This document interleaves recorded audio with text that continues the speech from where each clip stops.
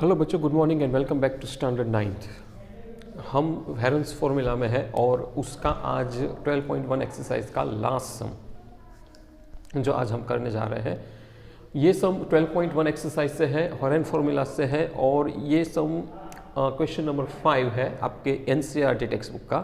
तो जब भी आप ये सम का वीडियो देखें तो प्लीज़ वो टेक्स्ट बुक खुला रखकर पहले क्वेश्चन को पढ़ लीजिए। और क्वेश्चन में ऐसा दिया है कि कोई एक ट्राइंगल की 3 साइड्स है, वो साइड्स रेशियो में दी गई है 12:17:25।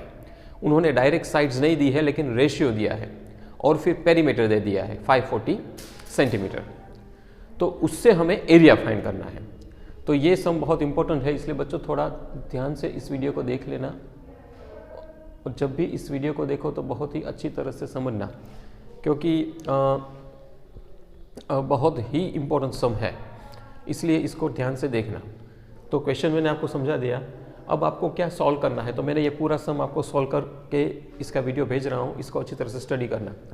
सबसे पहले तो पेरीमीटर दिया है 540 मीटर, तो सेमी पेरीमीटर मुझे एस फाइंड करना है ना। जब हम एरिया फाइंड करते हैं तो S, S minus A, S minus B, S minus C वाला होता है। तो जो एस है वो फाइंड करना है। तो पेरीमीटर 540 है, तो सेमी पेरीमीटर मतलब उसका आधा, 540 को मैं 2 से डिवाइड करूंगा तो 270 मीटर मिलेगा। This is called semi perimeter, मतलब उसका आधा, बरोबर। तो हमें सेमी पेरीमीटर मिल गया 270 मीटर। अब जो साइड्स दी गई है, क्योंकि मुझे यहाँ ए, बी, सी और सी तीनों साइड्स फाइंड करने की ज़रूरत पड़ेगी, तो सेमी पेरीमीटर फाइंड करने के बाद मुझे साइड्स फाइंड करनी होगी। लेकिन साइड्स उसने डायरेक्टली नहीं दिया है, रेशियो में दिया है, तो रेशियो के ऊपर से भी मैं साइड्स फाइंड कर सकता हूँ। वो मैंने यहाँ करके दिखाया है, उसको आप अच्छी तरह से समझना कि किस तरह से रेशियो के ऊपर से हम साइड्स को फाइंड करते हैं। तो लिखा है मैंने, as the sides of the triangle are in the ratio of 12:17:25।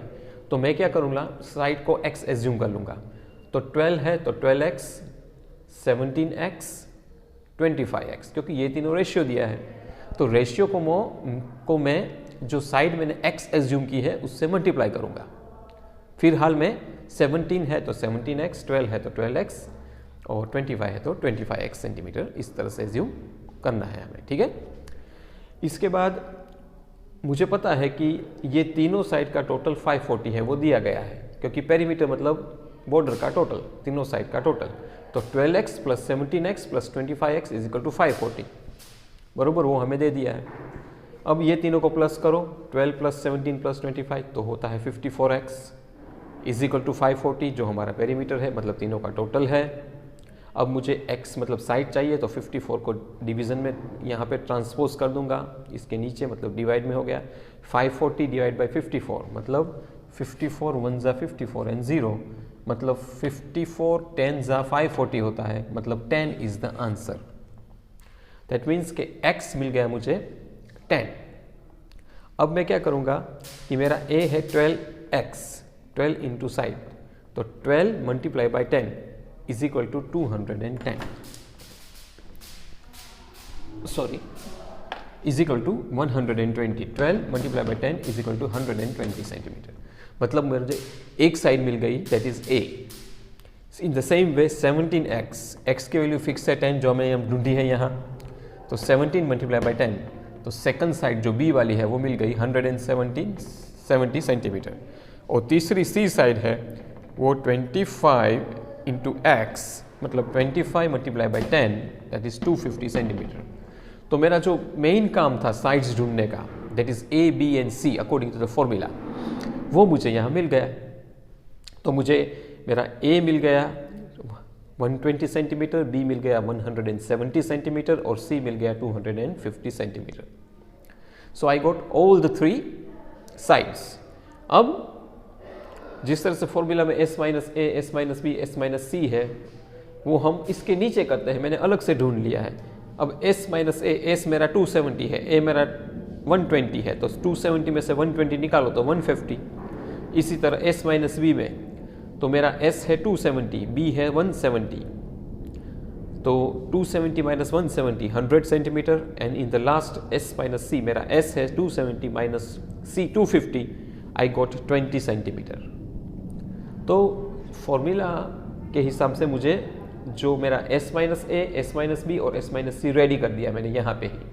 Generally हम क्या इसके अंदर माइनस करके लिखते हैं, लेकिन मैंने यहाँ सेपरेटली एडजस्ट करके रख दिया है, वो भी आप कर सकते हो। There are several methods to find area of triangles. तो मेथड कोई भी हो, सिस्टम अलग कर सकते हो, ठीक है। अब एरिया ऑफ द ट्राइंगल में अंडर रूट लिखिए, हमारी फॉर्मूला है S, S minus A, S minus B, S minus C. फिर से अंडर रूट लिखिए S 270, S minus A already हमने ढूंढ के लिखा है 150, यहाँ कर दो मल्टीप्लाई 150, मल्टीप्लाई दूसरा एस माइनस बी भी ढूंढ के रखा है 100, वो मैंने 100 यहाँ लिया। तीसरा एस माइनस सी वो ढूंढ के रखा है 20, मतलब यहाँ पे 20। तो अंडर रूट आ गया 270 multiply by 150 multiply by 100 multiply by 20 centimetre square.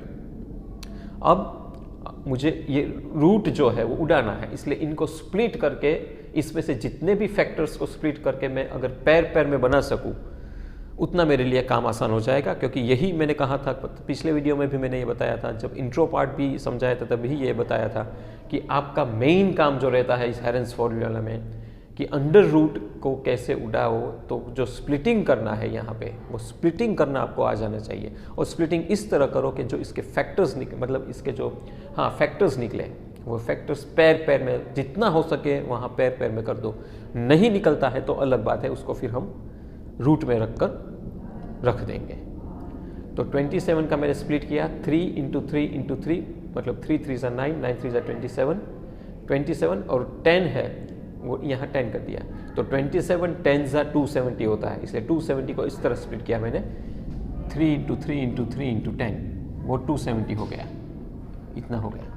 अब 150 को मैंने स्प्लिट किया 3 5 ज़ा 15, 15 मल्टीप्लाई बाई 10, क्योंकि 15 10 ज़ा 150 होता है, इसलिए 150 को मैंने स्प्लिट किया 3 इंटू 5 इंटू 10। 100 को स्प्लिट किया 10 10 ज़ा 100, ये तो बहुत आसान है। और 20 को स्प्लिट किया 2 इंटू 3 इंटू 5, 2 2 ज़ा 4 एंड 4 5 ज़ा 20। अब देखो हर एक पैर में है 3 3, यहाँ पे 3 3 की एक पैर बनी, 3 3 की दूसरी पैर बनी, इसलिए 3 इंटू 2 3 इंटू 2 दो बार लिखा। 10 एक बार, दूसरी बार, तीसरी बार, चौथी बार, 4 है इसलिए दो पैर बनेगी, 10 स्क्वायर 10 स्क्वायर। इस तरह 3 स्क्वायर 3 स्क्वायर, 5 भी दो बार है इसलिए 5 स्क्वायर, और लास्ट में 2 भी दो बार है इसलिए 2 स्क्वायर। एक 5 ये है, एक 5 ये है, और ये 2 2 है। तो हर एक को मैंने स्क्वायर में लिख दिया। यहाँ पे हर एक ऐसे स्प्लिटिंग हो रहे थे कि हर एक नंबर स्क्वायर में आ गया, बहुत आसान हो गया। अब मैं ये स्क्वायर को उड़ा सकता हूँ इसके साथ, ये उठ गया, स्क्वायर रूट की साइन निकल गई, ऊपर के पावर्स निकल गए, बचा क्या 10 multiply by 10 multiply by 3 multiply by 3 multiply by 5 multiply by 2। अब इन सभी को अगर आप मल्टीप्लाई करोगे तो 9000 centimetre square will be the answer. So the area of the triangle is 9000 centimetre square. This is the answer of your question number 5। तो बच्चों ये बहुत ही आसान है हेरेंस फॉर्मूला, बस मैंने कहा था कि ये स्प्लिटिंग करना सीख लो तो पूरा सम आपके लिए आसान बन जाएगा। और इसके साथ ही ये हेरेंस फॉर्मूला का चैप्टर पूरा हो रहा है, क्योंकि हमारा रिड्यूस पोर्शन जो है उसमें यही एक एक्सरसाइज दी है 12.1, उसमें कुछ इंपॉर्टेंट सम्स मैंने आपको करा दिए।